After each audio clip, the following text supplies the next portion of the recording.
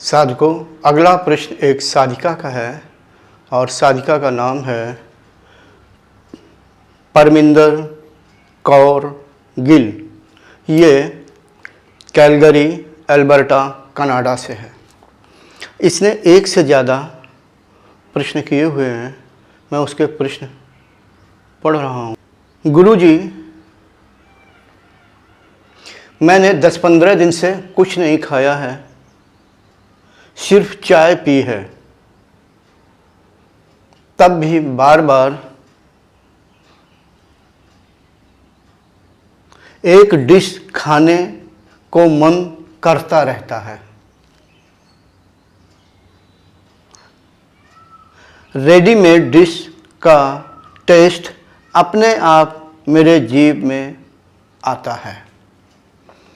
इस साधिका ने खाने के विषय में कुछ लिखा हुआ है कि मैंने 10-15 दिन से कुछ नहीं खाया, सिर्फ चाय पी है साधना के कारण, और उसे होगी कोई डिश वहाँ की और उसकी इच्छा चलती रहती है। परमिंदर जी, मैं कहना चाहूँगा कि बतौर साधिका आपको ऐसे डिश पर कंट्रोल करना होगा।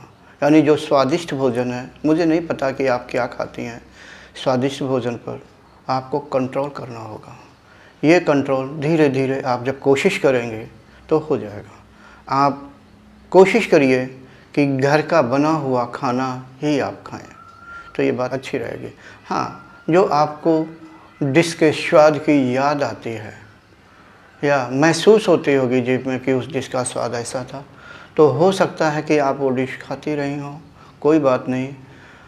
होता क्या है कि जब आप डिश खाती हैं और कोई भी स्वादिष्ट भोजन करते हैं कहीं से भी, तो जब हमें उसका स्वाद मिलता है, जो हमारी जीभ जो स्वाद महसूस करती है, उसके भी संस्कार हमारे चित्त पर पड़ते हैं।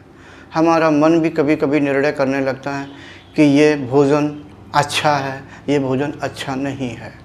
कभी कभी ऐसा भी होता है। तो अच्छा लगना या ना लगना, इस सभी के संस्कार हमारे चित्त पर पड़ते हैं। तो कभी न कभी उचित समय पर वो संस्कार निकलने लगते हैं। तो इसके लिए कुछ नहीं किया जा सकता है। सत्य तो ये है कि आपने बताया कि 10-15 दिन से कुछ नहीं खाया, सिर्फ चाय पी है। तो जब आप सिर्फ चाय पी रही हैं तो भूख भी लगती होगी, क्योंकि ये चाय पीने से, चाहे 1 कप पीजिए या 2-4 कप दिन में पी लीजिए, 10 कप चाय पी ले, तो इससे जो एक शरीर को जो ऊर्जा जितनी मिलनी चाहिए नहीं मिलती है और हमेशा भूख की अनुभूति होती रहती है। तो उस समय आपको ऐसे स्वादिष्ट भोजन की याद आती होगी। ना भी स्वादिष्ट हो फिर भी ऐसा याद आता रहता। ये चित्त के द्वारा वृत्तियाँ ऐसा बाहर निकालती रहती हैं, क्योंकि इच्छा चलती है कि ऐसा खाएं वैसा खाएं। इसी को कहते हैं कि साधक को जीव नामक जो इंद्रिय है, इस पर कंट्रोल करना चाहिए।